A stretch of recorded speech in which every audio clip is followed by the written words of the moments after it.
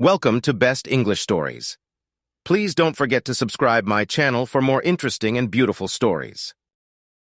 A criminal mastermind. Almost 2 years have passed since that terrible day. I never wanted to speak about it again, but I feel it is my responsibility to describe the events leading up to it. A certain Colonel Moriarty, brother of Professor James Moriarty, is responsible for rumors and lies about the character of my dear friend Sherlock Holmes that I will not repeat here. I am the only one who knows what happened between Sherlock Holmes and Professor Moriarty, and it is time that the world knew the truth. I still visited 221B Baker Street from time to time when Holmes wanted a companion to help with his investigations, but not as often as before. In the final year of my visits, Holmes spent more and more time alone. The mystery he was trying to solve occupied a lot of his time, but he wouldn't speak about it, not even to me. One day, in early spring, I received a letter from France. Dear Watson, I am working in France for the French government on an important matter that will take me many months to solve. The weather is good, but the food is not so good. I hope all is well with the surgery. I will write again soon. Sherlock Holmes. From the letter, it seemed clear that I would not see him for some time, so you can imagine my surprise when only a month later he appeared at the window of my surgery. He looked pale and very worried. He entered at a door around the side. "I know what you're thinking," he said before I could speak. "I look terrible." I watched as Holmes went around the room making sure all the windows were locked. He closed the blinds. "Holmes, what's the matter?" I asked. "Air guns," he replied. "Air guns? I think you know me by now," he continued. "I am not a nervous man, but there's a difference between stupidity and courage, and when someone is trying to kill me, I don't want them to have a clear shot through your windows. Do you have anything to drink?" I gave him a glass of water. He checked the windows again. "I'm sorry for coming here so late. I won't stay long.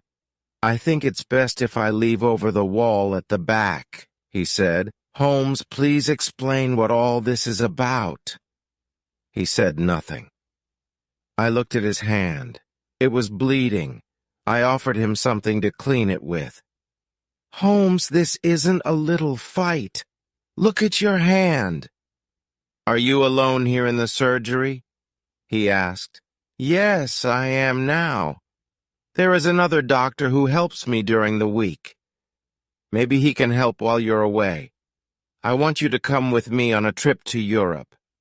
I'm not sure of the exact location. We can decide when we get there." Holmes's behavior was very strange. He never went on holiday. He certainly didn't go on trips for no reason. He saw the worried look in my eyes. "There's only one person I can trust with this information, Watson, and that's you.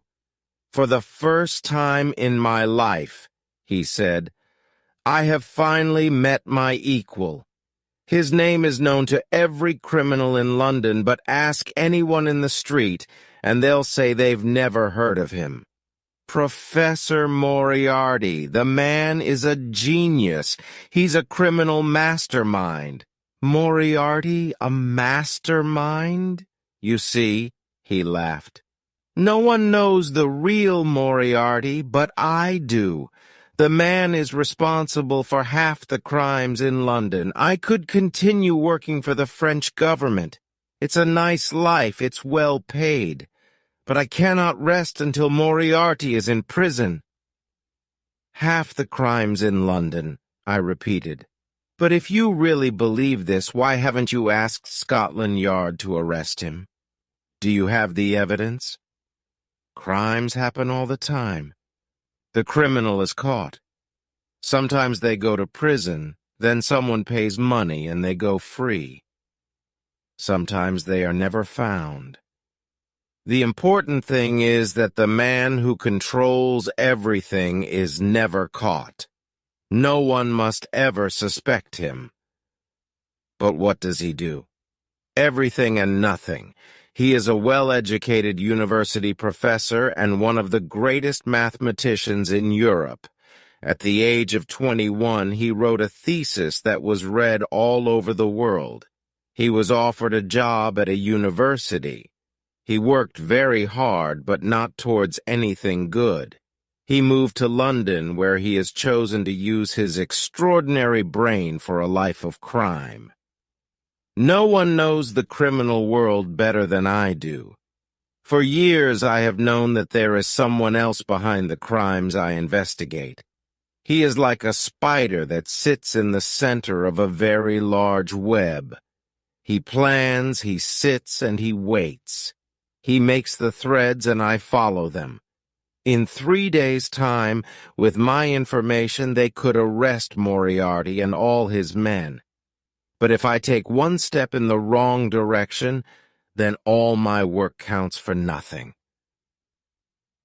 I was sitting in my chair thinking about a case this morning when a man walked into my room. I knew him immediately. His forehead was high, his skin was pale, and his shoulders were round from the time spent in his study. His eyes were so dark I couldn't read the slightest emotion in them. He observed me with simple curiosity as his head moved from side to side like a snake. "You're not as intelligent as I thought," he said. "Don't you know it's dangerous to keep a loaded gun in your pocket?" I took out the gun that was in my pocket and put it on the table, but I kept my fingers close to it. "You know who I am," he hissed softly. "If you have something to tell me, Professor Moriarty, I am free for around 5 minutes," I replied. Holmes moved around the room restlessly. "And what happened next?" I asked. Moriarty asked me if I would continue with my investigations. I told him he already knew the answer. "Then you know mine," he replied. He put his hand in his pocket. I placed my fingers on the gun on the table, but instead of a gun, he took out a notebook and read aloud. "On the 4th of January, you passed me in the street. On the 23rd of January, you were in my way. In the middle of February, you were causing me problems. By the end of March, I had to change my plans. Now I find a month later that you are trying to take my freedom from me. We both know that this cannot continue." "You're right," I said. "It won't continue. Give me 3 more days and it will end. You're an interesting opponent, Holmes. I don't know what I'd do without you. I'd be quite bored. You're smiling, but I'm telling you the truth. This little game you are playing is too dangerous," he continued. "I'm not afraid of danger. It's part of my profession," I replied. "This is not danger," he cried. "This is madness. There is a whole organization behind me. Do you think you alone can stop it? There is only one end to this, Holmes. We both know what it is." "I enjoy your company," I replied, "but I have an important matter to investigate." "I know every move you make. If you try to destroy me, I will do the same to you," he said. "You are too kind if you think I'm capable of destroying you, but I will happily accept my own destruction if I can free the world of you, Moriarty." "Such a pity," he said as he went out of the door, "but you leave me with no choice." Moriarty is a man of his word, and he doesn't waste time. On the way here, I almost lost my life 3 times. First, a carriage with 2 horses came towards me at full speed. Fortunately, I jumped from the road just in time. Then, as I was walking around the corner, a stone fell from the top of the Ite Town Hall. It missed me by the smallest stone. Finally, on the road to your house, a man attacked me. I hit him hard and he fell over. I was amazed at the way my friend spoke of these events. He was lucky to be alive, and yet he told his story so calmly.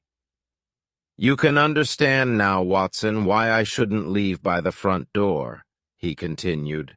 "Holmes, you can't go home. You must stay here." Holmes would not listen.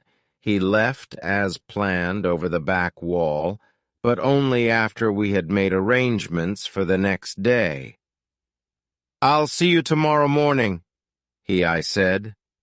"Take this note. Follow these instructions carefully. Do exactly what it says. Destroy it afterwards." "Where will I meet you?" I asked. "I'll see you on the train. The third carriage from the front is reserved." The next day I followed Holmes's instructions. I did not take the first cab that arrived outside my door, or the second. I took the third. I gave the cab driver an address to take my luggage to. I got out early, 10 minutes away from the station. I ran around the corner where a horse and carriage was waiting. He didn't ask for my destination. He took me directly to the station. When I arrived, I was just in time for the express train that connects with the ferry to France. I ran as fast as I could, and I saw a porter taking my luggage to a carriage. There was a reserved sign on the window, and I got in. There was a man in the carriage, but it wasn't Holmes. It was a priest. I was confused. Holmes said the carriage was only reserved for us. I sat down, and the train left the station. Where was Holmes? After last night's events, I was very worried for my friend's safety. Then the priest spoke. "It's good manners to say good morning, Watson." Within moments, I realized that Holmes, disguised as a priest, was sitting before me in the carriage. "We must be careful. There's Moriarty now," he added. I looked out of the window and saw a man running towards the train, shouting angrily at the guard. I could see his large forehead and small, dark eyes in the distance.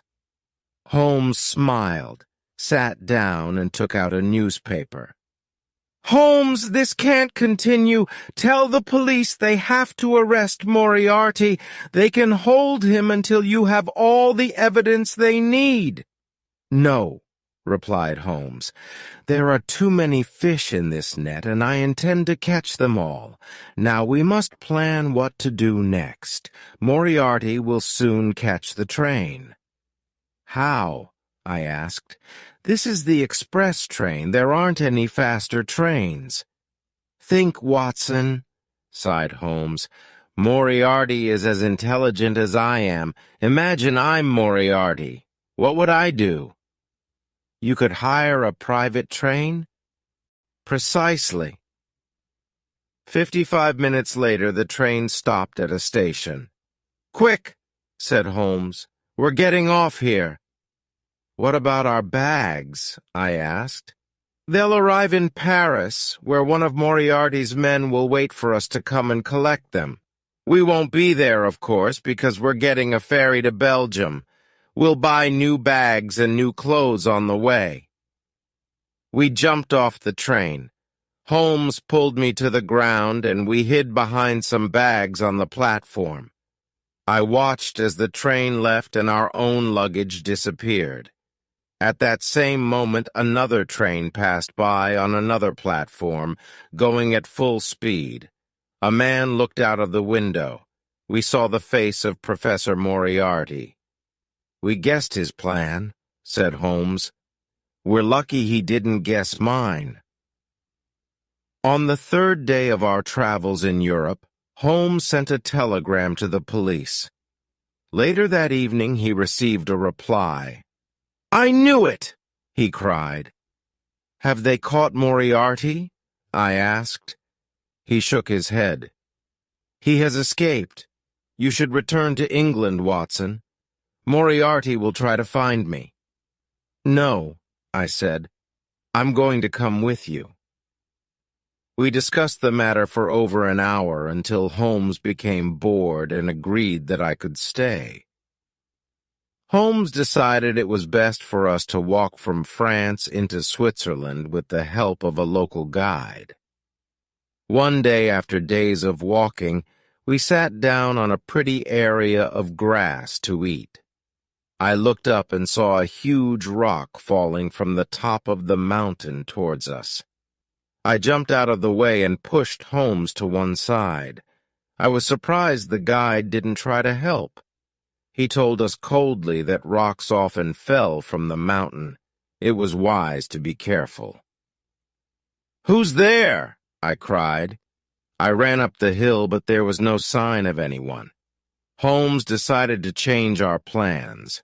We took a different route into Switzerland, and we left our guide. Finally, we crossed over the Alps. We arrived at a small village where we rested at the guest house. The owner spoke good English. He knew London well from his time there in one of the city's finest hotels. He told us about the sights in the area. "You really must go and see the Reichenbach Falls," he said. "They are a beautiful sight at this time of year. You should stay another night." We said we had no plans to stay longer, and that we would continue to the next village of Rosenlaui. But Holmes agreed that we should see the falls first, as we weren't far away. After more than an hour along a steep, narrow path, we heard the falls. The water from the melted snow from the mountains fell into the depths below with a sound like thunder. The path ended at the waterfall. The only way back was along the same path we came. Smoke seemed to rise from the black rock at the bottom like a cauldron. I shouted to Holmes, who was at the end of the path. I heard the echo of my voice from the bottom of the falls. We rested on a rock near the falls to admire the view. Soon after, a young Swiss boy came running towards us with a note in his hand. "Hey, doctor!" he shouted to me. He handed me the note. It was written in English. "A young Englishwoman is very ill. We think she is dying, but she doesn't speak any German. We need an English doctor to come quickly before it's too late." Holmes agreed he would continue to Rosenlaui with the Swiss boy as a guide. I would find another guide and see him later. I went back down the hill as quickly as I could to see the poor woman. "Where's the patient?" I asked. "I hope she's not worse." "What do you mean?" the guest house owner asked. I handed him the note written on hotel paper. "Didn't you write this?" I asked. "No," he said. "This is very strange." "Can you remember anyone asking you for paper?" "Not long before you left, a well-educated Englishman came here." I didn't wait to hear any more because I knew the rest. When I was coming down the path to the hotel, I remembered seeing a man on the other side of the hill walking up towards the falls. He was tall and thin, and I ran back up the path, but it took longer to go up than to come down. When I arrived, Holmes wasn't there. My worst fear was true. There wasn't a sick English lady. It was all a lie so that I would leave Holmes. I tried to think what Holmes would do. It didn't take long to find out what happened. The sight of Holmes's walking stick against a rock nearby told me that his journey went no further than the end of the path by the waterfall. There were no footprints returning back towards the path. I could see the torn roots of plants and finally the mark of a long fingernail in the ground at the edge of the falls. I looked over into the black water beneath and shouted as loudly as I could, "Holmes! Sherlock Holmes!" "Sherlock Holmes!" came the echo of my own voice. I shouted again, but it was no good. In that cauldron was one of the world's most dangerous criminals, and in my stomach I knew my friend and one of the world's greatest detectives was with him until the end. Then, on the rock next to the walking stick, I saw a small, silver case. I picked it up. There was a note inside. It read, "I am grateful to Professor Moriarty for giving me this opportunity to write to you. Now I will finally defeat one of the world's greatest criminals. Tell everyone the news. The police have all the information they need. I have left a file with my brother Mycroft. I am sorry, Watson, because I know this will be particularly difficult for you, my dear friend. But my disappearance from this world is the price I must pay. Yours truly, Sherlock Holmes." Then I understood the guide was paid by Moriarty, and Holmes was left alone for the final battle with Moriarty, which ended, so the local police say, with both men falling to their deaths in the falls. The information Holmes left with the police was enough to send most of Moriarty's men to jail, but little was ever said of their leader, which is why I feel it is my duty to speak of it now. I cannot replace the emptiness that has been left in my life, but maybe Holmes was right. His disappearance was the price only a brilliant detective could pay. Sherlock Holmes was, and always will be, the best and wisest man that I have ever known.